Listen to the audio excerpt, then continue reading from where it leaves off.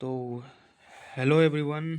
आज हम यहाँ करने वाले हैं सी टेट में आए हुए प्रश्नों को सॉल्व।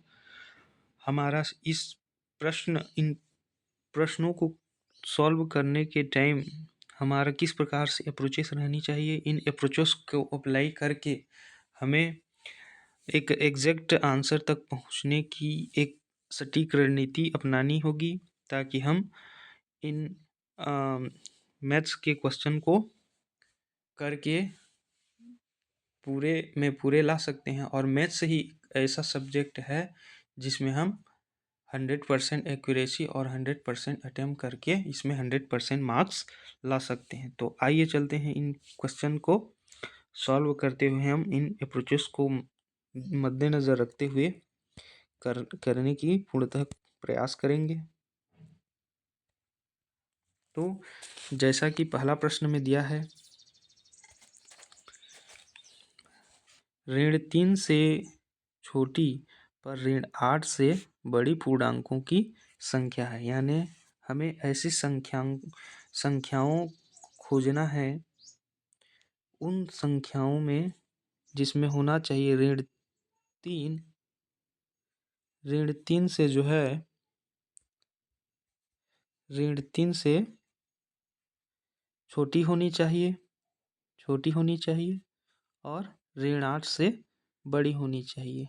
मान लो कि वो संख्या x है, हम लोग ऐसे मानेंगे। तो इन ऋण 3 और ऋण 8 के बीच की संख्याएं कितने हो सकती हैं, कौन कौन सी हो सकती हैं? तो ये ऋण 8 से छोटी ऋण 7, ऋण 6, ऋण 5 और ऋण 4। ये चारों संख्याएं हो सकती है और ऋण 3 से छोटी संख्याएं या ऋण 3 के बराबर नहीं हो सकती। तो ये चारें संख्याएं हमारी जो है पूर्णांकों की संख्या हो सकती है। यानी ये कुल मिलाकर कितने हैं? ये हैं 4। यानी पूछा है कि पूर्णांकों की संख्या है, कितनी पूर्णांकों की संख्या है? ये है 4। यानी ऑप्शन नंबर 3 जो है हमारा करेक्ट आंसर हो जाएगा। आगे बढ़ते हैं। दिया है दो स्थानों के बीच की दूरी 12 किलोमीटर है। तो दो स्थानों के बीच की दूरी 12 किलोमीटर है। एक मानचित्र का स्केल 1:25,000 है। मानचित्र पर इन दो स्थानों की बीच की दूरी सेंटीमीटर में ज्ञात करनी है हमको। तो इसके लिए हमें सबसे पहला क्या करना पड़ेगा? इसके लिए हमें सबसे पहले जो है 1 किलोमीटर यानी 1 किलोमीटर बराबर 25,000 में हमको इसको रिलेट करना है। तो जैसे कि दिया है कि हम जानते हैं कि 1 मीटर में जो है 100 सेंटीमीटर होता है। 1 मीटर बराबर 100 सेंटीमीटर। तो 100 सेंटीमीटर यानी 1 किलोमीटर बराबर। तो ये दिया गया है कि एक मीटर बराबर होता है 100 सेंटीमीटर। 1 मीटर बराबर 100 सेंटीमीटर। तो जो है 1 मीटर बराबर 100 सेंटीमीटर। तो वैसे ही 1 किलोमीटर बराबर होता है 1000 मीटर। तो 1000 मीटर बराबर 1 किलोमीटर यानी 12 किलोमीटर बराबर कितना हो जाएगा? ये हो जाएगा 12, 5 जीरो इसमें लगा देंगे।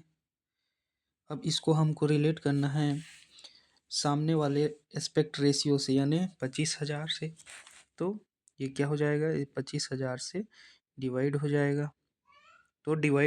तो ये जीरो से ये जीरो कटेगा, 5 से जाएगा एक बार में, 5 बचे 25, 5 दूनी 10, 5 चौक 20, 5 शून्य शून्य, फिर 5 से कटेगा 5 चौक 20, 5 अट्ठे 40। यानी ऑप्शन नंबर 3 जो है हमारा करेक्ट आंसर हो जाएगा। तो इस प्रकार से इसका आंसर जो है ऑप्शन नंबर सी हो जाएगा। तो चलते हैं, नेक्स्ट में दिया है ऋण 3/8 गुणित ऋण 7/13 का व्युत्क्रम यानी रेसिप्रोकल है। रेसिप्रोकल दिया है तो जैसे कि हम लोग सभी जानते हैं कि जो है ऋण 3/8, इसमें हम इसको सामने वाले को गुणा करेंगे, अंश का अंश में गुणा करेंगे, हर का हर में गुणा करेंगे। तो ऋण 3/8 गुणा ऋण 7/13, 7 का गुणा 3 के साथ हो जाएगा, ये हो जाएगा 7 या 21, यानी ऋण 21/13 का गुणा 8 के साथ हो जाएगा, 13×8 104, यानी ये हो जाएगा रेसिप्रोकल बोला है। रेसिप्रोकल यानी इसका अंश का हर में आ जाएगा और हर का अंश ऊपर चला जाएगा, तो ये हो जाएगा ऋण 104, चिन्ह वहीं का वहीं रहेगा, ऋण 104/21 कहाँ पे दिया गया है, ऑप्शन नंबर 2। तो ऑप्शन नंबर 2 हमारा जो है सही आंसर हो जाएगा। उसके बाद नेक्स्ट देखते हैं, नेक्स्ट क्वेश्चन में दिया है किसी बहुफलक के 30 किनारे तथा 12 फलक हैं, इस बहुफलक के शीर्षों की संख्या बतानी है हमको। तो जैसे कि हम जानते हैं कि यूलर एक साइंटिस्ट थे, वो मैथमेटिशियन भी थे। तो वो जो है उन्होंने एक सूत्र बताया था, उस सूत्र के आधार पर हम जानते हैं कि किसी बहुफलक के लिए यानी बहुत सारे फलक के लिए जो है फलकों और कोनों का योग किनारों की संख्या से हमेशा 2 अधिक होता है। यानी हमें इस सूत्र का हमें इस बेस के आधार पर सूत्र बनाना होगा। तो सूत्र दिया है यानी ए प्लस वी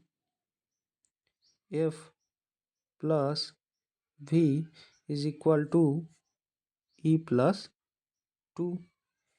एफ मतलब होता है फेस यानी फलक, वी यानी कोना को वर्ज बोलते हैं इंग्लिश में साइंटिफिक लैंग्वेज में, और ई यानी एज। तो फलक और कोनों का योग जो है किनारों की संख्या से, एज यानी एज के किनारों की संख्या से 2 अधिक होता है। हमें इस फॉर्मूला का यूज करके यहाँ इनको पुट करना है। तो 30 किनारा बोला है, यानी 30 हम किनारे लेंगे। 30 किनारे कहाँ हैं, ये दिया गया है। तो इस सूत्र के आधार पर हम जो है इसको निकालेंगे। तो ये दिया गया है जैसे F plus v minus e is equal to 2। इसमें फेस का मान दिया है 12 धन v का मान हमें पता नहीं, प्लस भी कर लेंगे, माइनस ई का मान, ई यानी एज है, यानी इसका मान दिया है 30 बराबर 2। इसमें 12 घट जाएंगे तो ये हो जाएगा v minus 18 is equal to 2। v is equal to, ये 18 लेफ्ट हैंड साइड में था, ये राइट हैंड साइड में जाएगा तो ये इसका मान हो जाएगा 20, यानी इसके शीर्षों की संख्या हो जाएगा 20, यानी ऑप्शन नंबर सी इसका करेक्ट आंसर हो जाएगा। इसके बाद हम लोग नेक्स्ट क्वेश्चन पे चलेंगे। तो नेक्स्ट क्वेश्चन में दिया गया है कि 100 माइनस 300 का 20% का 40% बराबर है। तो बोला है कि हम जानते हैं कि हम वोड मास रूल के आधार पर इन क्वेश्चन को आराम से और सटीक रूप से कर सकते हैं।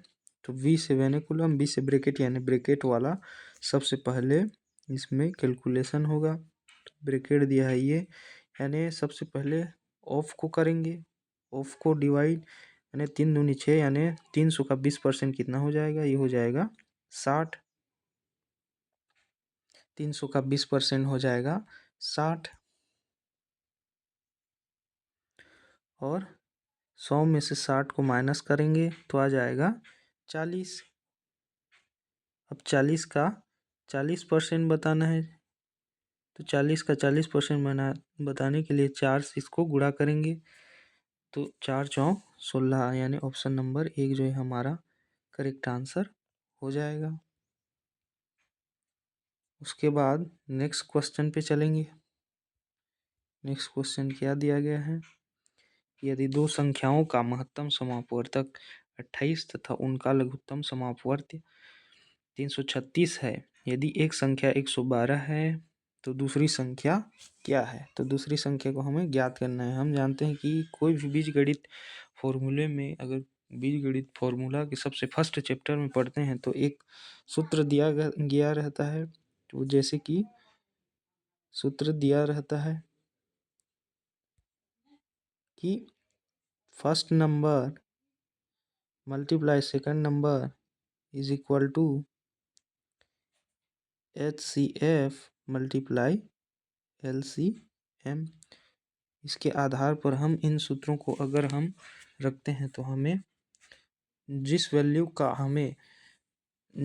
पार्ट का वैल्यू हमें पता ना हो तो उस वैल्यू का मतलब पार्ट का वैल्यू जो है पता लग जाता है।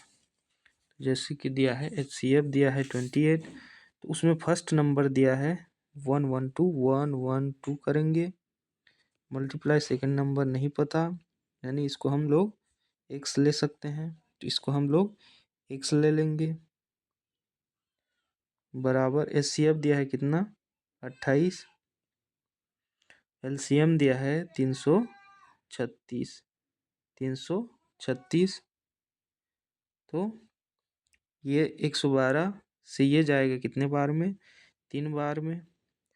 3 का गुणा जो है अब 28 के साथ होगा तो ये हो जाएगा 8 तिया 24, 3 दूनी 6, तो 8 यानी 84, यानी दूसरी संख्या क्या हो जाएगी, यानी x का मान कितना आ जाएगा 84, x का मान आ जाएगा 84, यानी ऑप्शन नंबर 3 हमारा जो है सही आंसर हो जाएगा। तो आशा करता हूँ साथियों आप लोगों को ये जो है समझ आ रहा होगा। इसी तरह के वीडियोस देखते रहिए और हमारे चैनल को सब्सक्राइब कीजिए ताकि, और बेल आइकन पे प्रेस करके नोटिफिकेशन ऑल पे सेट करना ना भूलिए, ताकि आपकी हमारे आने वाले वीडियोस आपको जल्द पहुँचे। तब तक के लिए धन्यवाद।